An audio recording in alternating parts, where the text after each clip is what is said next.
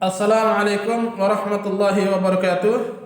Anak-anakku yang berbahagia, innal hamdalillah nahmaduhu wa nasta'inuhu wa nastaghfiruh wa na'udzu billahi min shururi anfusina wa min sayyiati a'malina.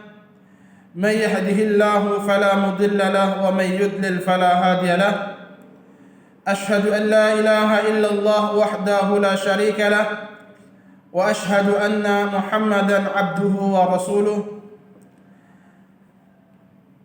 Ballagha ar-risalata wa 'adda al-amanata wa nasahhata al-ummah wa jahada ila Allah bi'idnihi wa sirajan munira wa ba'd. Anak-anak para rahmat yang berbahagia, alhamdulillah puji dan syukur sama-sama kita panjatkan kehadirat Allah Subhanahu wa taala atas segala limpahan rahmat dan karunia yang Allah berikan kepada kita semua, sehingga kita bisa berjumpa lagi di kelas 2A. Tema A dalam pembelajaran pendidikan agama Islam. Mudah-mudahan anak-anak para rahmat tetap sehat walaupun pada saat ini kita masih dilanda virus 19 atau corona, sehingga proses pembelajaran kita masih kita lakukan jarak jauh. Tapi yakinlah anak-anakku sekalian, itu semua mudah-mudahan tidak mengurangi semangat ghirah kalian, ghirah kita semua untuk senantiasa menuntut ilmu syar'i.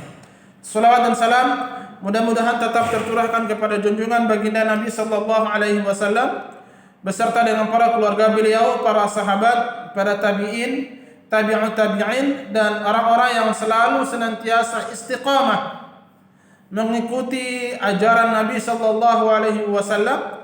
Para rahmat doakan mudah-mudahan anak-anak para rahmat kelas 2A maupun 2B, kemudian ayah, bunda, bapak, ibu guru dan seluruh yang kita cintai, mudah-mudahan Allah mengumpulkan kita semua di dalam surganya. Amin. Baik anak-anakku yang berbahagia, sekarang kita masuk pelajaran PAI, pelajaran yang ke-6, yaitu kita masuk tema pembahasan tentang adab di rumah, sekolah, dan masjid.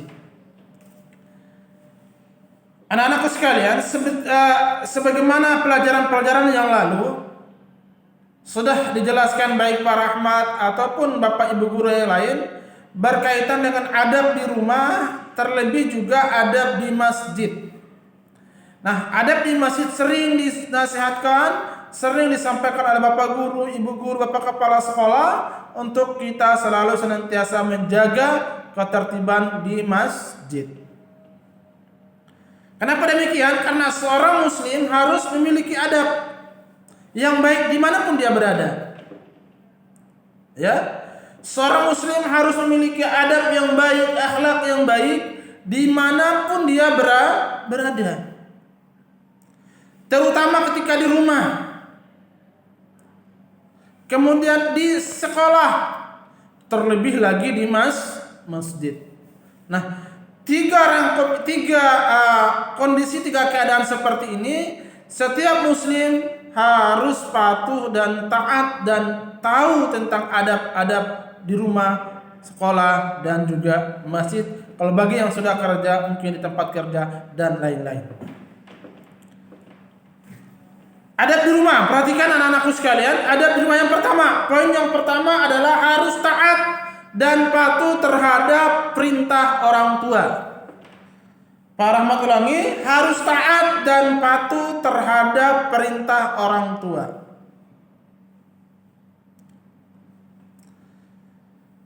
Kenapa demikian anak-anakku sekalian?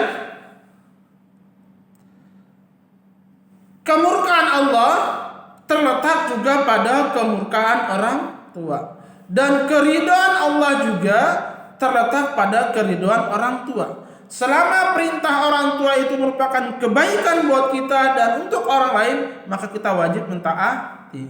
Tapi ingat, seandainya orang tua kita memerintahkan berbuat dosa, maka tentu kita sebagai anak menolaknya. Tapi ingat, menolak dengan lemah lembut.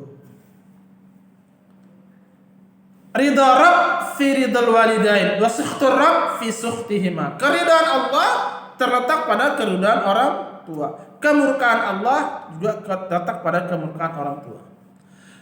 Mengapa demikian anak-anakku sekalian? Allah Subhanahu wa taala mintakan kepada kita untuk ubudullah, sembahlah Allah, mentauhidkan Allah, mengesahkan Allah, itu yang paling pertama. Kemudian yang kedua Allah gandengkan dengan orang tua. Wa qada rabbuka alla ta'buduhu. Kemudian kita juga diperintahkan ta'budu untuk menyembah Allah, wa bil walidaini ihsana, dan berbuat baik terhadap orang tua dengan baik. Karena orang tua adalah orang yang melahirkan kita, badan kita, jasad kita, kecerdasan kita itu merupakan hasil daripada air susu bunda kita. Maka anak-anakku sekalian, jangan sekali-sekali kita membantah tentang ibu. Jangan sekali-sekali kita membantah perintah orang tua. Makanya ada sebuah pepatah yang mengatakan, kasih ibu kepada beta sepanjang masa, kasih aku kepada ibu sepanjang jala. Ya Allah. Kasih orang tua terhadap anaknya itu sepanjang masa, bahkan anak itu wafat pun didoakan oleh orang tua. Tapi terkadang kita sebagai anak sering melupakan keutamaan dan kebaikan orang tua yang ada pada diri kita. Maka anak-anak para saat ini sedang marah sama orang tua, tidak taat. Ayo sekarang mulai gandeng orang tua, sayang orang tua, hormati orang tua, cintailah orang tua kita. Kemudian poin yang kedua, membantu orang tua di rumah. Misalnya orang tua tolong beliin ini sekian, tolong beli ini bumbu dapur, silakan. Misal si Fulan Ahmad tolong beliin gula, silakan. Dengan senang hati, dengan penuh ikhlasan kita, ya bunda saya akan belikan.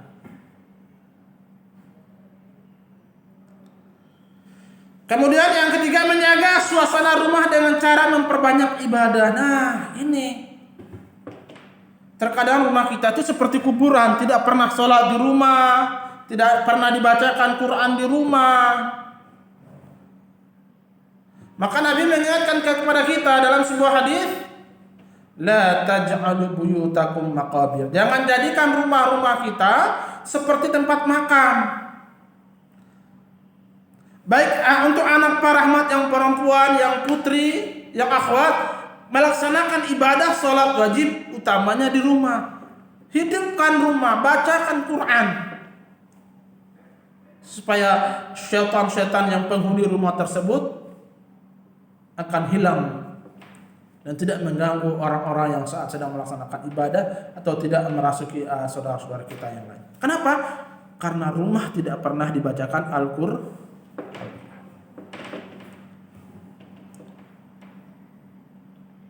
Kata Nabi, la taj'alu buyutakum maqabir. Jangan kalian jadikan rumah-rumah kalian seperti tempat makam, tempat kuburan. Kenapa tempat kuburan? Kuburan tidak boleh baca Quran di situ, tidak boleh sholat di situ, sepi, sunyi, ya. Jangan jadikan rumah kita seperti itu. Jadikan rumah kita tempat ibadah, tempat kita melaksanakan sholat, membaca Al-Quran, majelis ta'lim, ya.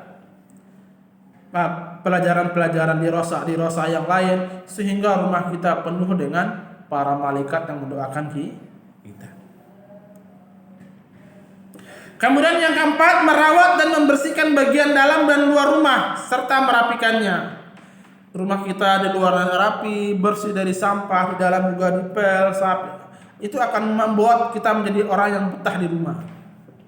Biasanya orang yang tidak betah di rumah, pertama, kemungkinan rumahnya kotor, ya, bau dan seterusnya, sehingga membuat dia tidak betah.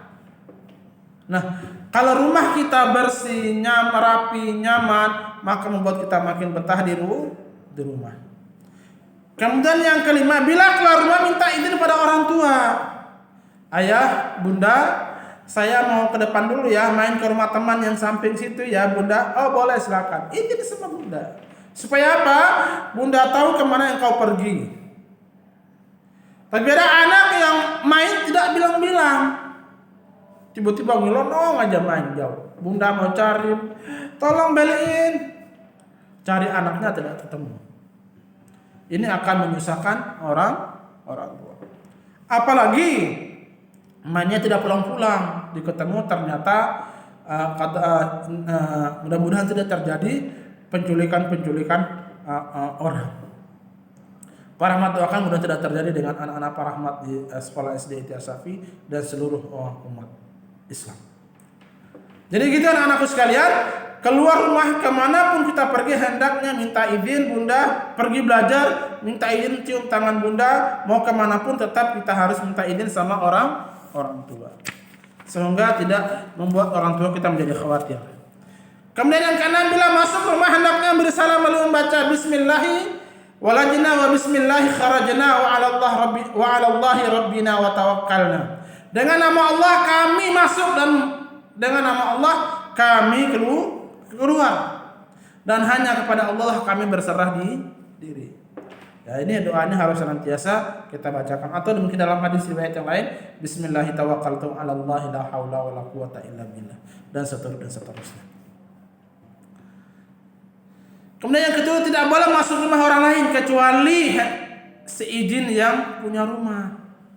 Misalnya tetangganya nggak boleh menyelonong masuk, nggak salam juga, tidak boleh, harus salam. Dan ketika kita ketok pintunya, Assalamualaikum, kita jangan mata kita, wajah kita menghadap ke pintu, tapi menghadap keluar. Khawatir yang buka pintu bukan mahram kita, kemudian mungkin dia pikir itu ayahnya atau pikir anaknya, sehingga dia berpakaian seadanya ketika dipakaian bersama mahramnya. Ya, itu juga harus kita jaga adab.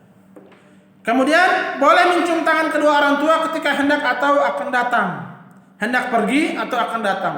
Ya, tadi Pak Rahmat sampaikan, ketika mau pergi cium tangan bunda, pulang juga cium tangan bunda. Itu yang utama. Dan jangan lupa bisikan ke kuping bunda, doakan aku mudah-mudahan aku bisa anak yang hebat, bisa penghafal Quran, bisa belajar dengan PI dengan mudah, pelajaran disampaikan Bapak Ibu guru juga akan mudah dan gampang saya paham. Pasti bunda langsung mengatakan amin ya Allah, amin.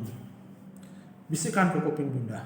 Kemudian yang terakhir dan 9, kita keluar rumah bacalah Bismillahi tawakkaltu 'ala Allahi la haula wala quwata illa billah. Dengan nama Allah aku serah diri kepadamu ya Allah, tidak ada daya dan upaya selain dengan pertolonganmu. Jadi anak-anakku sekalian, kita kalau tanpa pertolongan Allah maka kita akan sia-sia. Kita akan celaka. Maka kemanapun kita pergi selalu minta pertolongan kepada Allah. Dalam baca Al-Quran saja kita diperintahkan, dianjurkan untuk berlindung daripada godaan syaitan yang terkutuk. Apalagi kalau kita mau keluar rumah, mau safar, mau pergi, mau belajar, mau kerja, kita harus tetap selalu senantiasa minta pertolongan setiap langkah kita, mudah-mudahan diberkahi Allah. Kemudian yang pertama, adab kepada guru. Adab-adab di sekolah di antara salah satunya adalah adab terhadap bapak dan ibu guru. Nah, kalau di rumah itu adalah orang tua kita, orang tua kalian.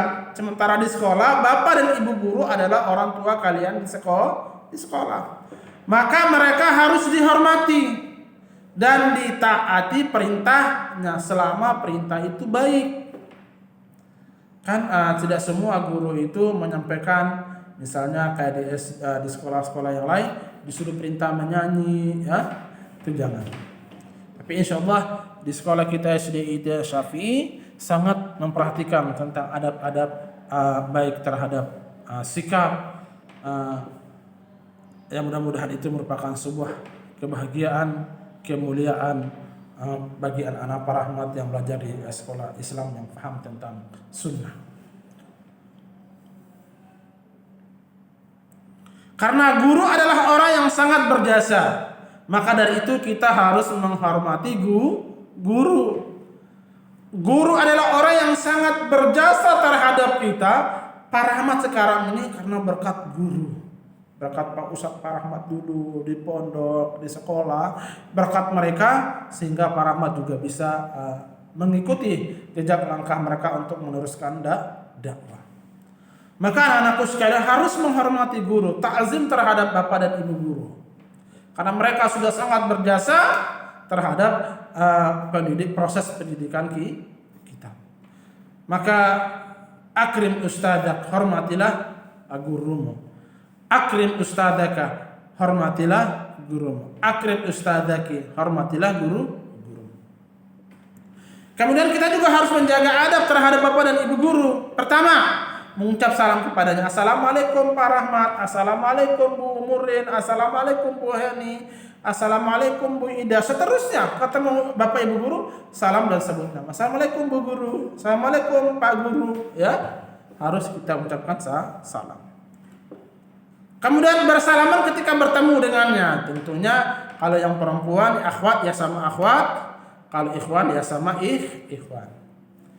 Ya, bagi anak Pak Rahman sudah balik, kalau salaman perempuan ya sama perempuan, ikhwan ya sama ikhwan. Ya, dan seterusnya. Insyaallah itu juga Pak Rahmat yakin diajarkan oleh ayah bunda kalian. Kemudian berbicara dengan bapak ibu guru dengan bicara yang sopan, tidak boleh kasar, tidak boleh keras. Misalnya dalam pembelajaran PAI hari ini ya, Pak Rahmat, Pak Guru saya belum paham. Artinya akrim ustadzaka Pak. Bisa dijelasin? Oh, Pak Rahmat akan jelasin dengan bijaksana. Tapi kalau bertanya suara kencang sambil teriak-teriak, Bapak juga akan jawab tidak enak. Ya, harus punya adab sopan santun. Kemudian mentaati dalam hal yang baik. Anak-anakku sekalian, Bapak Ibu guru tidak akan pernah lepas dari namanya kesalahan. Karena setiap manusia adalah tempatnya salah. Tapi yakinlah di sekolah kita, di sekolah sunnah SD Syafi'i, insya Allah Bapak Ibu guru semua akan mengajarkan kalian tentang adab-adab yang baik. Adapun sekolah-sekolah yang di luar yang tidak paham dengan konteks sunnah, biasanya mereka mengajar menari, mengajar nyanyian, tarian, joget, bahkan dan itu pun ada bagi seorang muslim. Kalau dia tidak disuruh seperti itu maka dia wajib menolak, tapi ingat dengan menolak dengan lemah lembut. Kemudian menengoknya ketika dia sakit. Ya, misalnya ada teman kita, ada Pak Rahmat, misalnya ada Bu Murin sakit, ditengok Bu Guru. Bu Guru, apa kabar Bu? Mudah-mudahan cepat hilangkan penyakitnya ya, biar sudah kali. Saling mendoakan. Kemudian yang terakhir mendoakan kebaikan untuk guru. Saling kita doakan, ya Allah mudah-mudahan anak Pak Rahmat ini kelas 2A cepat paham, soleh, taat, dan mudah-mudahan menjadikan kebanggaan buat orang tua. Kemudian poin yang kedua adalah kepada teman. Hampir sama konteksnya berkaitan dengan adab. Yang pertama mengucapkan salam, assalamualaikum kalau ketemu dengan teman. Enggak boleh hai bro, halo, ya.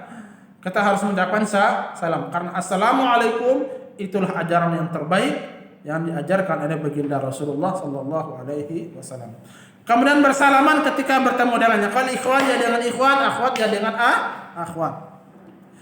Memaafkan apabila pernah berbuat salah. Saling memaafkan. Ya, orang yang memaafkan duluan insyaallah jiwanya besar. Ya, hatinya bersih.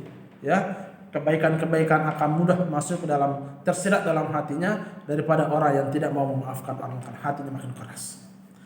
Kemudian berbuat baik dan saling tolong menolong. Ini penting. Kita harus saling ada temannya misalnya kekurangan ke sekolah, lupa bawa pensil, kita yang pensil 2, kita cepat-cepat yang akan memberi tolong buat teman-teman kita. Kemudian Nabi juga mengingatkan kepada kita, awin akhaka mastaqta. Tolonglah saudaramu semampu kalian. Jadi tolonglah saudara kita dengan semampu dan kemampuan kita. Kalau misalnya dengan pensil kita kasih pensil. Kalau misalnya dia nggak ada sekali, bagi Allah, bagi teman-teman yang beli rezeki, kita bisa membantu dengan belikan pensil buat teman tersebut. Kemudian yang terakhir saling menghormati dan menghargai. Saling menghormati, saling menghargai tentang pendapatnya, saling menghormati ya. Selama itu dalam kebaikan, menjunjung kita untuk mendekatkan kita kepada Allah Subhanahu wa taala. Baik anak-anakku sekalian yang berbahagia, insyaallah pekan berikutnya poin yang C kita akan bahas tentang adab di masjid. Insyaallah taala. Pak Rahmat cukup sampai sekian. Wabillahi taufiq wal hidayah. Bagi anak-anak Pak Rahmat yang tidak paham dengan penjelasan Bapak atau kurang paham, silakan konteks telepon Pak Rahmat atau ya Pak Rahmat. Insyaallah Kalau Pak Rahmat bisa jawab, Pak Rahmat akan jawab. Kalau misal tidak, maka Pak Rahmat katakan wallahu a'lam bishawab. Subhanakallahumma wa bihamdika asyhadu an la ilaha illa anta astaghfiruka wa atubu ilaik. Assalamualaikum warahmatullahi wabarakatuh.